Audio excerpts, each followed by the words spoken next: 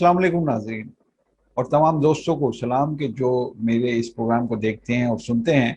आज मैं मौजू पे बात करूंगा, वो बड़ा अहम है पाकिस्तान की सियासत के हवाले से भी ख़ास तौर से, और पाकिस्तान की जो सिक्योरिटी के हालात हैं उसके हवाले से भी। आर्मी चीफ की एक्सटेंशन के हवाले से मैं बात करूंगा, और आर्मी चीफ की एक्सटेंशन का मामला पाकिस्तान में बड़ी हद तक सियासी भी है और सिक्योरिटी का मामला तो अपनी जगह है, और जो आर्मी को लीड करने का मामला तो जो है वो तो अपनी जगह है, लेकिन ये बड़ी हद तक सियासी भी है। और इसमें जो आर्मी चीफ की सियासी अप्रोच है, यानी सियासत में अमल दखल जो आर्मी चीफ का है, वो भी वाज़े तौर पर नजर आता है जब आर्मी चीफ इस बात का ऐलान करता है या इस बात की ख्वाहिश जाहिर करता है कि उसे एक्सटेंशन चाहिए।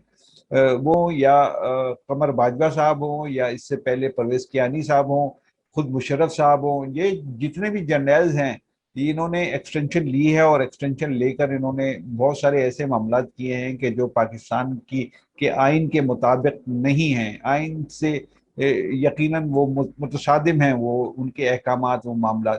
लेकिन पाकिस्तान की सियासत में ये एक ऐसा जुज दाखिल हो गया है आर्मी चीफ की एक्सटेंशन के नाम पर, कि वो उससे किसी वक्त भी जब आर्मी चीफ बनता है कोई भी जनरल, वो फिर आगे उससे ये तवक्को की जाने लगती है, या वो खुद अपनी ख्वाहिश का इजहार करता है कि उसे तोसी चाहिए मुद्दत मुलाजमत में, और उसके अज़ाइम पॉलिटिकल होते हैं। तो जो कि आइन से मुतशादिम मामला है कि आर्मी चीफ को पॉलिटिकल अजाइम के साथ दोबारा से एक्सटेंशन दी जाती है, जैसे कि जनरल कमर बाजवा को दी गई है, या इससे पहले बहुत सारे आर्मी चीफ्स को एक्सटेंशन दी गई है, या उन्होंने खुद ले ली है। मिसाल के तौर पे जनरल ज़िया या मुशर्रफ साहब, उन्होंने खुद ही एक्सटेंशन ले ली। या अयूब खान की अगर हम बात करें तो उन्होंने खुद ही एक्सटेंशन ले ली, अपने आप को एक्सटेंशन दे दी। तो ये एक्सटेंशन का मामला नहीं होना चाहिए।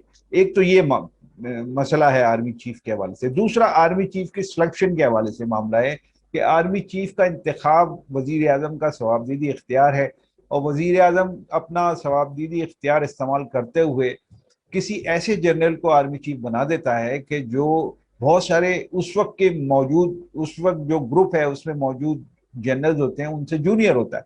तो उस जूनियर को आप आर्मी चीफ बना देते हैं, यानी उनका बॉस बना देते हैं। तो उसकी वजह से प्रॉब्लम ये होता है कि जो सीनियर वहां पर जनरल्स होते हैं उनकी एक तो हक तलफी होती है, दूसरा वो फ्यूचर में उनके साथ काम नहीं करते, वो कंफर्टेबल नहीं होते हैं।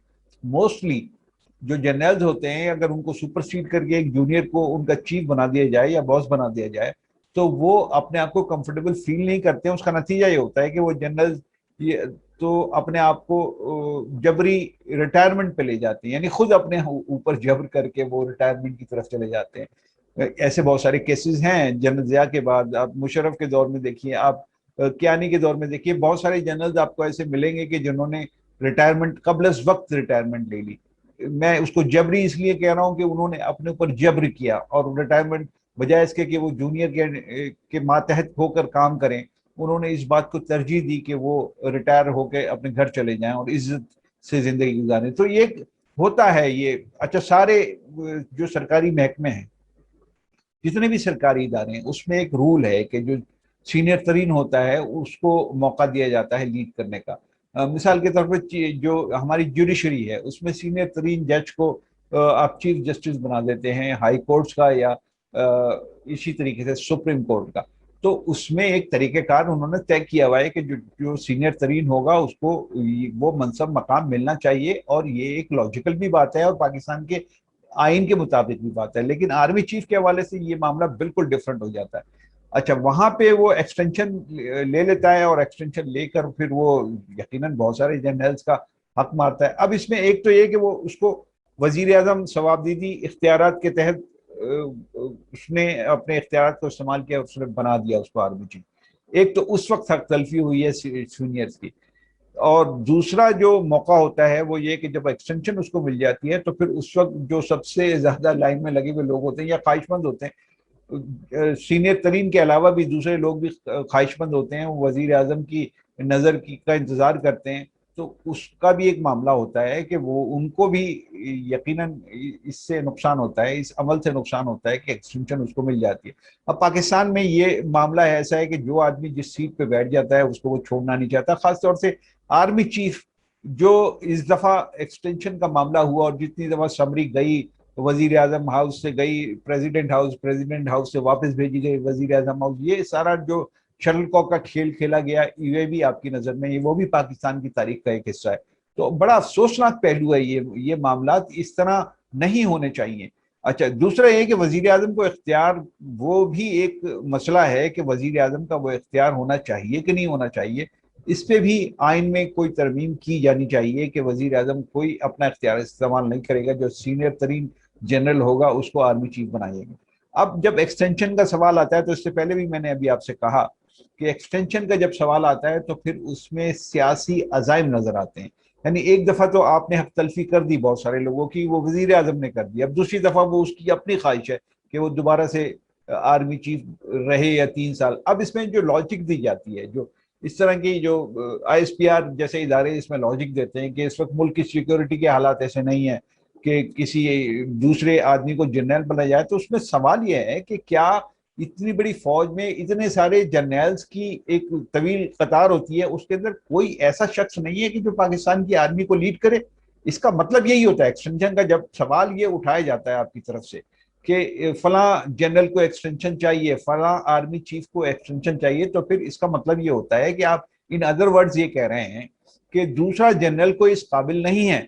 और ये भी एक बहुत बड़ा सवाल होता है कि क्या पाकिस्तान में कोई दूसरा जनरल अगर इस वाकई इस काबिल नहीं है, तो फिर उसको जनरल किसने बनाया है और क्यों वो उसको पाकिस्तान की फौज जो है उसको उसका बोझ उठाए हुए है, क्या वो इस काबिल नहीं है कि वो आर्मी चीफ बने? तो ये बड़ा एक अजीब सा मामला है।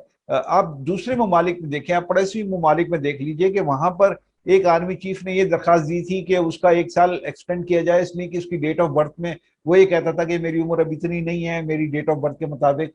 तो लेकिन जो रिकॉर्ड में था उनका रिकॉर्ड बिल्कुल दुरुस्त था और उसको वो एक्सटेंशन नहीं दी गई, उसकी डेट ऑफ बर्थ उसके दावे के मुताबिक करेक्ट नहीं की गई। तो ये कवानीन हमारे अतराफ के मुल्क में ही हैं, उन ममालिक में जो तरक्की पजीर ममालिक हैं, अभी वो तरक्की के वो मनाजिल तय नहीं किए हैं, तो वहां पे एक निज़ाम के तहत वो चला रहे हैं। और आप यानी हम पाकिस्तान को पता नहीं कौन से निज़ाम के, कौन से आइन के तहत चलाते हैं, कौन से कानून के तहत चलाते हैं कि जो आर्मी चीफ आता है उसको एक्सटेंशन चाहिए होती है। राहिल शरीफ की ख्वाहिश भी सबके सामने है। जनरल राहिल शरीफ जब थे इनसे कमर बाजवा से पहले, तो वो दोबारा अपने आप को एक्सटेंशन दिलवाना चाहते थे या वो अपने आप को फील्ड मार्शल बनवाना चाहते थे। इस तरह की खबरें जो है वो गश्त करती रही हैं इसी इस्लामाबाद के और पिंडी के ऐवानों में, इस्लामाबाद के ऐवानों में और पूरे मुल्क के ऐवानों में और खबरों में इस तरह की चीजें गश्त करती रही हैं कि जनरल राहिल शरीफ जो है वो भी एक्सटेंशन के ख्वाहिशमंद थे, वो भी अपने आप को एक नए तरीके से पेश करके वो फील्ड मार्शल बनवाना चाहते थे। और फिर उन्होंने उन्होंने अपना जो जो आप समझिए कि बोनस है, अपने जनरल आर्मी चीफ होने का बोनस है, उन्होंने सऊदी अरब जाके लिया और वो आज भी उसको एंजॉय कर रहे हैं। तो ये एक पाकिस्तान में मसला है, इसको अवाम की सतह पे भी अवाम को सोचना चाहिए और डिबेट को ओपन होना चाहिए। मसला ये है ISPR जैसे इदारे इस मामले को डिबेट में नहीं लाते, और चूंकि पाकिस्तान में बड़ा कंट्रोल्ड मीडिया है, पाकिस्तान का मीडिया इस वक्त टोटली कंट्रोल्ड है। यहाँ पर खबरें, यहाँ पर तज्जिए, यहाँ पे तबसरे बहुत ही कंट्रोल अंदाज में चल रहे होते हैं। जो कुछ भी आजकल सोशल मीडिया पे थोड़ा बहुत अगर आप कहें कि डिबेट हो रही है बहुत सारे इश्यूज के ऊपर, लेकिन मीडिया जो कंट्रोल है, उस मीडिया में ये डिबेट कभी ओपन नहीं होती कि आर्मी चीफ को एक्सटेंशन मिलनी चाहिए कि नहीं मिलनी चाहिए। खुली इस पे डिबेट होनी चाहिए, एक तवील अरसे तक डिबेट होनी चाहिए, उसके बाद उसका कोई नतीजा भी निकाला जाना चाहिए और उसका कोई कानून साजी होना चाहिए। ये इख्तियार, अब देखिए जो सियासतदान हैं वो मुख्तलिफ चैनल्स पे आते हैं, मैं खुद चैनल्स पे प्रोग्राम करता रहा हूँ, वो आके बहुत सारी बातें आर्मी के हवाले से कहते हैं, लेकिन वो दूसरी बात ये उजुर अपना पेश करते हैं कि ये बात हम नहीं कर सकते, हम नहीं कह सकते, ये बात हम मजबूर हैं कि अगर हम कहेंगे तो जाहिर है उनकी फाइलें बनी हुई होती हैं। वो पाकिस्तान का निज़ाम, मैं इससे पहले एक डिस्कस कर चुका हूँ कि पाकिस्तान के की सियासत में ऐसे सियासतदान इंडक्ट हैं कि जिनका जिनका पॉलिटिकली कोई नजरिया ही नहीं है, कोई सियासत में उनकी कोई तरबियत ही नहीं है। तो जाहिर है कि उन्होंने करप्शन की होती है और उनकी फाइलें बनी हुई होती हैं, उस फाइलों की वजह से वो बातें जो वो दिल के अंदर रखते हैं कि इस तरह के मामला, आर्मी चीफ के एक्सटेंशन के मामला या वजीर आजम के इंतखाब के, वजीर आजम के जो आर्मी चीफ का इंतखाब है उसका मामला है, वो उसको थोड़ा सा दूसरे अंदाज से पेश होना चाहिए, लेकिन वो कह नहीं पाते और उसका उसका वो हौसला इतनी जरूरत नहीं होती उनमें। जाहिर है कि वो पाकिस्तान का सियासी निज़ाम कुछ इस तरह का है और उन पर भी पाबंदी है। तो मीडिया पे भी पाबंदी है कि आर्मी चीफ के एक्सटेंशन को आप डिस्कस नहीं कर सकते। सियासतदानों पर भी पाबंदी है कि आर्मी चीफ की एक्सटेंशन को या आर्मी चीफ के इंतखाब के तरीकेकार को आप डिस्कस नहीं कर सकते। तो ये सिलसिला पाकिस्तान में अब खत्म होना चाहिए। अब दुनिया बदल रही है, दुनिया बहुत तब्दील हो गई है। हम एक पहले ग्लोबल विलेज कहते थे, अब तो उससे भी कहीं नैरो मामला हो गया है। एक लकीर के ऊपर सारे लोग खड़े हुए हैं, चंद नुकात के उंगलियों के ऊपर सारी आपकी टिप्स के ऊपर पूरी दुनिया मौजूद है इस वक्त। तो इन हालात में आप अभी वही पुराने रूल, पुराने तरीके कार पे लोगों को पाबंद करके, लोगों को पाबंद सलासल करके, उनकी जबानों को बंद करके, उनकी सोच को महदूद करके कैसे आप मामलात को या पाकिस्तान को तरक्की दे सकते हैं? पाकिस्तान की तरक्की तो यहाँ पर खुल के डिबेट कीजिए, मामलात पे डिबेट कीजिए, लड़िए नहीं। मसला पाकिस्तान का ये है कि यहाँ पर बर्दाश्त नहीं है। मैं अगर कोई बात करता हूं तो मुझे जवाब में कोई इस तरह की बात कोई करने लगेगा कि जिसके ऊपर एक तसादुम की कैफियत होगी। मुझसे वो दलील की बुनियाद पे बात नहीं करेगा, बल्कि मेरे खिलाफ वो साजिश करेगा, मेरे खिलाफ वो बहुत सारी चीजें ऐसी खड़ी कर देगा या गाली देगा। जिस तरीके से आजकल सोशल मीडिया का माहौल है कि किसी भी डिबेट इशू के ऊपर आप डिबेट शुरू करें तो जो उसके मुखालिफिन होंगे वो आपको गाली देना शुरू कर देंगे। तो ये भी पाकिस्तान का एक कल्चर खत्म होना चाहिए। डिबेट होनी चाहिए हर इशू के ऊपर, और इस खास तौर से ये पाकिस्तान का अहम तरीन मामला है। आर्मी चीफ को किसी को भी एक्सटेंशन नहीं मिलनी चाहिए। ये तयशुदा रूल पाकिस्तान में इंट्रोड्यूस होना चाहिए कि कोई भी आर्मी चीफ हो, कितना ही कोई आदमी पाकिस्तान के लिए, देखिए यहाँ पे शख्सियत को आगे लाया गया है, यहाँ पर शख्सियत परस्ती की गई है, वो शख्सियत परस्ती खत्म होनी चाहिए। कोई भी पाकिस्तान से बड़ा या अहम आदमी नहीं है।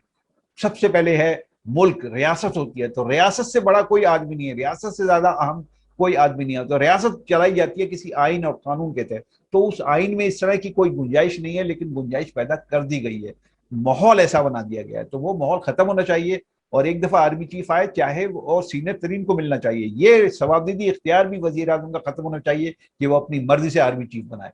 ये सवाबदीदी इख्तियार भी खत्म हो। और दूसरी बात यह कि एक दफा जो आर्मी चीफ बन जाए, चाहे वो 4 महीने, 6 महीने, 8 महीने, 10 महीने, 2 साल, 5 साल, जो भी 3 साल जो मुद्दत है, जो आइन में तो मुद्दत 3 साल की, तो 3 साल के लिए मैक्सिमम अगर कोई बन सकता है तो उसको बनाइए। और अगर उससे उसकी मुद्दत कम है, रिटायरमेंट में 1 साल है, 6 महीने है, तो वो उस मुद्दत के लिए भी उसको आर्मी चीफ बनाया जा सकता है। देखिए निज़ाम के तहत चलते हैं, अफराद पे नहीं चलती। रियासतें जो है वो निज़ाम के तहत चलती है, तो निज़ाम आप सेट कर लीजिए, ये मामला बिल्कुल सही हो जाएंगे। लेकिन आर्मी चीफ को का एक्सटेंशन का जब तक मामला खुला रहेगा, इसमें सियासत का अमल दखल रहेगा, और आर्मी की सियासत में जो मुदाखलत है, सियासत में उनकी जो वो बाग खींच के रखते हैं, बाग अपने पास रखते हैं सियासतदानों की, तो वो सिलसिला भी जाहिर है कि अगर आर्मी चीफ की एक्सटेंशन का मामला खत्म किया जाए तो इसमें बड़ी हद तक खत्म तो नहीं होगा, लेकिन बड़ी हद तक इसमें कंट्रोल आएगा।